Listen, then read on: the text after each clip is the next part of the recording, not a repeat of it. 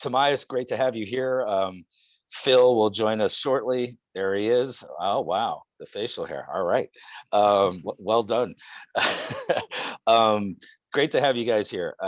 Phil, we're old friends. So I'm going to start with Tomias here. And who are you? Him. I don't know you, man. What's going on? Hey, Drew, I gotta say, for somebody, if you're looking at this on a phone, you won't see that. But if you look at it on your computer, it really is cool the way they're linked together there.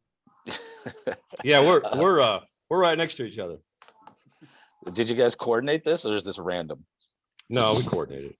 but go ahead. Well, where's the American Airlines branding? First of all, we are the brand. A T-shirt at least, or something. No. I mean, if you're not even going to wear a collar, if you're not even going to wear a collared shirt for me, Phil, I mean, come on.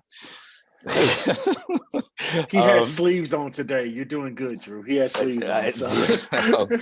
Don't ask about my pajamas, okay? I am not going there at all. I'm not going there at all. So I already know Phil. So Tomias, introduce yourself and give us a little bit of a day in the life of Tomias Davis. Well, I'm Tomias Davis. I am a senior project manager here at American Airlines. Unique thing about myself, I am the accelerator in IT for myself and for my people. 4 years ago, I wasn't even in the IT field. I came to American, had the hunger and the passion, and this young man to my left gave me the chance and brought me in as a QA engineer. And from there, within that 4-year period, I came from a QA to a QA lead to a senior project manager and done some exciting things here. Just the growth and development individually shows how innovation could be more than technology. It could be something personal, and you can innovate yourself and accelerate yourself. That's awesome. Yeah, every now and then Phil gets it right. But did you write that down? Like, Tomias, you said you didn't have notes. And Tomias, it is great to have you here, Tomias. And I promise I won't ask any critical questions, being a long-time American flyer and member of the loyalty program. But Phil, for those of you who don't know you and haven't been to some of our CDX events, I think you may have been to every CDX event there's ever been. What's your day in the life? Who are you, and what are you doing at American Airlines? Hey, thanks, Drew. So a bunch of different hats, but currently I head up emerging technology, and we work with startups. We vet cool ideas, and we go out and find talent for their organization. So we've got a couple different buckets, and finding talent and awesome, diverse talent, I think, is what we're going to talk about today. Absolutely. Yeah. Excited to talk about that. And I may throw in a question about emerging tech to both of you just for the fun of it. But, Phil, talk to us about, and then Tomias, just build on what Phil is going to say here. Let's talk about the last year, but let's talk about the last year as it relates to talent. I know it's been a tough year, obviously, for airlines and anybody in the travel business. But what has it allowed you to do from a talent and staffing standpoint, Phil? And then Tomias, sort of in your everyday role in terms of working with colleagues and maybe people that you might be overseeing now. But what did you learn in the last year, Phil, as it relates to talent and bringing in new talent and diversifying your talent as well? Yeah, we're the poster child for the industry that got hit with COVID. And you've probably seen a lot in the news where we had some furloughs and layoffs, frontline. We took a big hit at management here at headquarters, and it hit us hard. But we regrouped and we figured out, we still need IT technology people to run the airline. The airline is really just a tech company that flies people, right? And so we are constantly looking for talent. And so we double down on getting college talent because that's our hope, our future, getting young talent and actually going further into our diversity efforts. So we do a great outreach with a lot of different colleges. We put on external events. We work with HBCU colleges. And I'll let Tomias talk about our successes, but we're really building a great pipeline of diverse talent. Yeah, and Tomias, I definitely want to get that in regards to, your path there. But I'd like to start at the beginning and what got you there, and what got you passionate about IT, and then since you've arrived, what has it even made you more passionate? What types of interesting projects have you worked on? What's exciting you from a emerging tech standpoint? But how'd you get to IT in the first place? Well, I've always been a techie guy without the college degree. Somehow my brain doesn't calculate the ones and the zeros for coding. I can read it, but I can't type it and stuff. Mhm. And just been always been interested in technology. I was the Nintendo guy when I came up growing up. I Mhm. moved on to PlayStation, and then when the phones came out, I was always the one to do that. And I found the unique things that I could tear those things up and I could break them. And Phil Mhm. used that skill when I came in as a QA. Okay, you build it, I break it, and let's go back and restart again to get Oh, this that's best cool. product out That's here. cool. And I grew that and learned a lot about the industry. So that has been my start with that. Moving towards the diversity, I think one of the things this year has taught us is that those relationships that we've built along the years with the HBCUs, with some of our traditional other schools, that helped us sustain us through this year of even like the turmoil and the doubts with some of the airlines, some of the questions that we have had. Are y'all still hiring? Are y'all still moving and bringing people in? And one thing about us is whether if we have one plane in the air or 100 planes in the air, it's a big IT machine behind it that's making the operations go and flow, and you're going to need that support behind it. And through some good efforts, partnered up with Black Enterprise, we've had Mhm. some great, wonderful talent come through our HBCU hacks. Last year, we had 14 new hires come in from various historically Black colleges and universities. And to us, we call the unicorn. We had 7 Black female engineers come through that program, and we call them the unicorn. And they're already doing some awesome themes coming in, being able to use your authentic voice and be heard and just learn and grow, as well as leading us now to our next generation of the airline industry. That's great. And what are the types of things that you're working on, today as a project manager? As a project manager, I just completed a project last year on the ancillaries with the instant upsell, but today I'm really focusing on the talent and the diversity. One of the things with our initiatives that we're doing, we feel that delivery transformation also means you need to transform the talent that's in the industry and bring in the Yeah, bright new minds who are able to code with empathy and have the customer's consideration as they building out these different programs. And that's what I'm focusing more so on today, just getting the diverse talent into America. that's fantastic. Yeah, Phil, you do. and less of me, less of guys like me. Yeah, right. Well, Old stodgy white guys are the way of the past. um, I'll leave that alone, Phil. Okay, you Uh, just leave that alone. but Phil, talk to us in terms of looking at it broadly as an effort, right? And I know you've worked with Black Enterprise Magazine, the Adept program. Girl, I've had the pleasure of judging your hackathons, which I hope they come back in person because they're amazing events. And you had Girls for Tech there. Talk to us about putting together the broader program. And once you you have a hackathon or you have a challenge, how are you then, sort of figuring out, okay, here's talent that's going to be a great fit at American and will really, help the airline and help us as a business. Yeah, well, and it starts from the top. I mean, Doug Parker, our CEO, is all about making a change, and we're in a great industry that we can be spokes model for what needs to be the next version of corporate America and how you embrace diversity.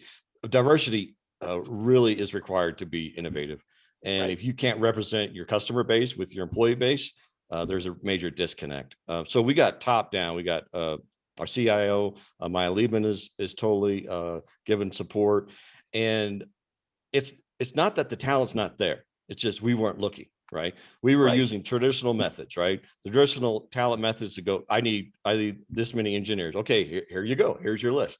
And so you just got to be creative. There's talent everywhere. You just got to go to where you got to find out where it is. Tomias has taught me how to find the right talent and find awesome, diverse talent. And we got some great engineers. We got this new group of talent that has come on board recently is blowing the socks off of some of our senior engineers, not only for their enthusiasm, but they're team players. They know tech. They know how to figure out tech. Tech has changed over the last 10 years. It's all being abstracted. So, we used to have the old, I'm just an Oracle person. That's all I do for 30 years. Now you got to be fast on your feet. You got to learn Angular one day. You've got to learn Node.js the next day. And so the new talent coming out of college is what we need. It's going to really set us up for a successful future. And if you can't have the same representation that your customer base is at headquarters, there's a problem. Right, absolutely. And Tomias, I'll ask the same question that I'm going to ask Phil right here, and look forward to your follow-up on it. And what are the different types of perspectives? How have they made the company more innovative? Whether it's culture, whether it's background, whether it doesn't really matter what it is, bringing in the different perspectives and informing the types of decisions that you're making, the types of innovations, the types of products you're looking to create, services, efficiencies on the enterprise side. How has it made the company better overall? That's for you, Phil. Then I'm gonna ask Tomias the same question. All right, I figured you're done listening to me. So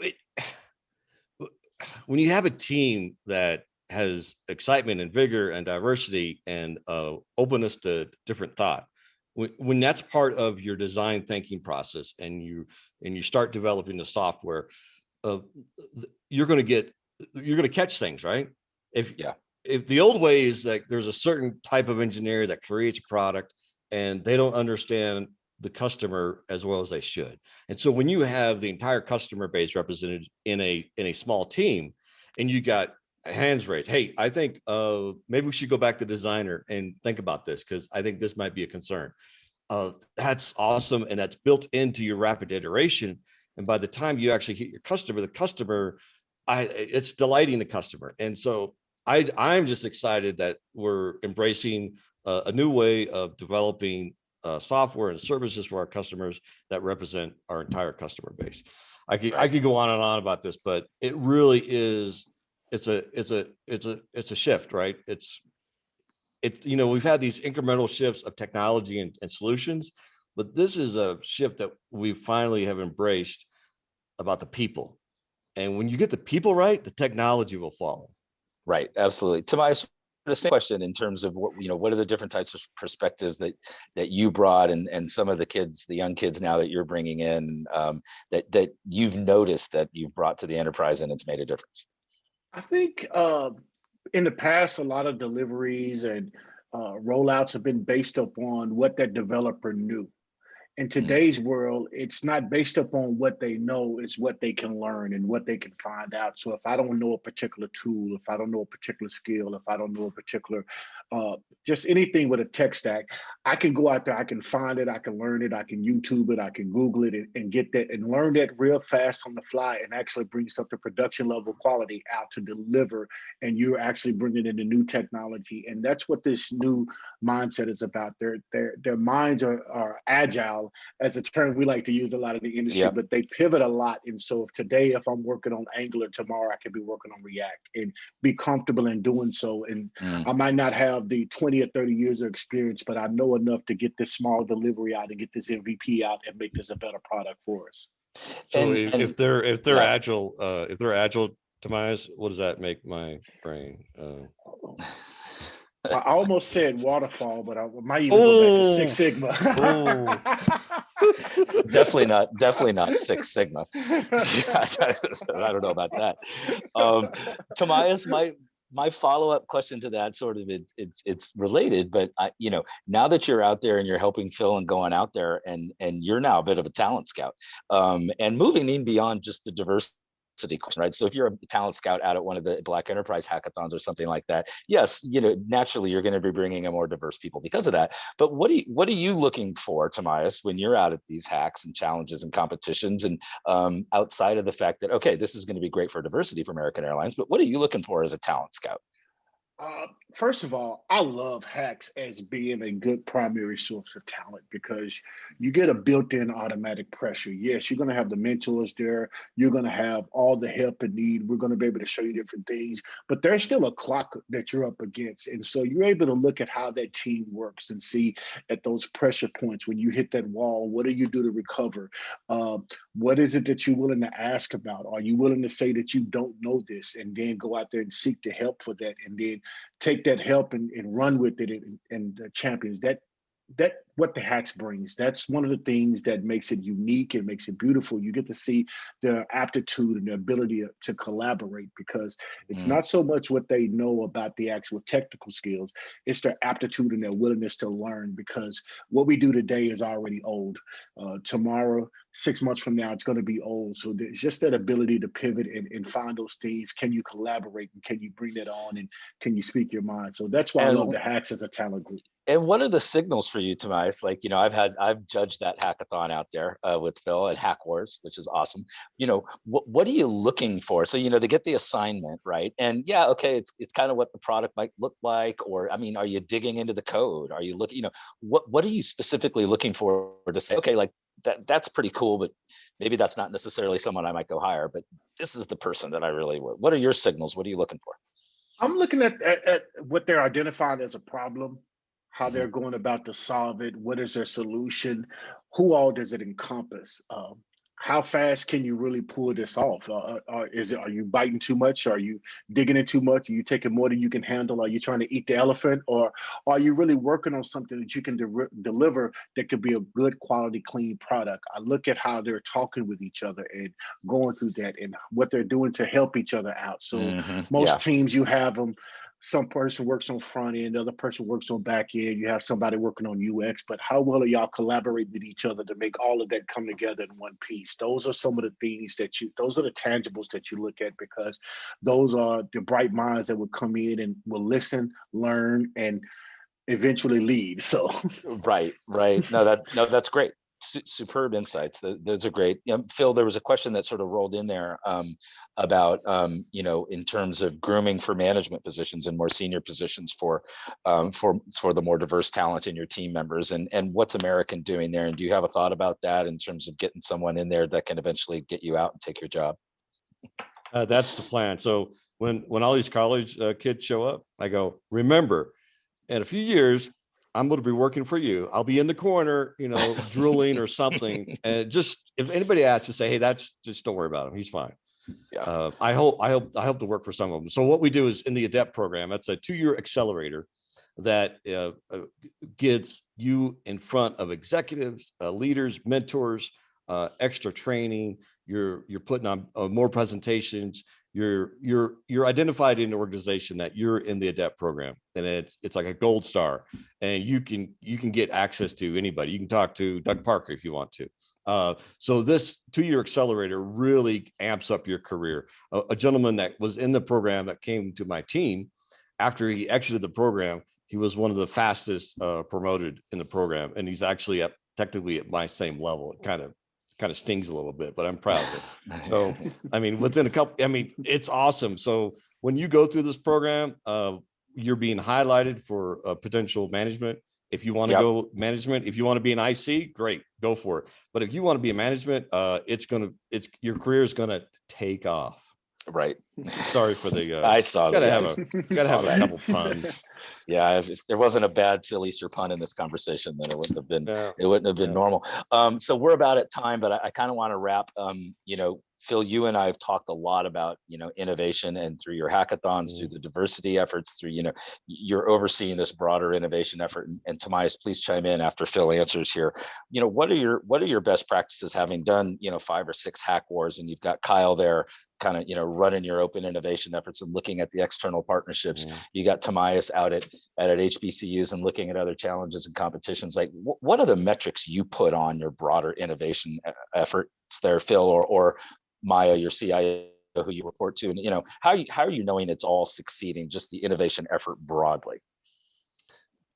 Well, I guess the ultimate one is the customer happy? And so we get all kinds of stats, from the app, from the kiosk, from the website.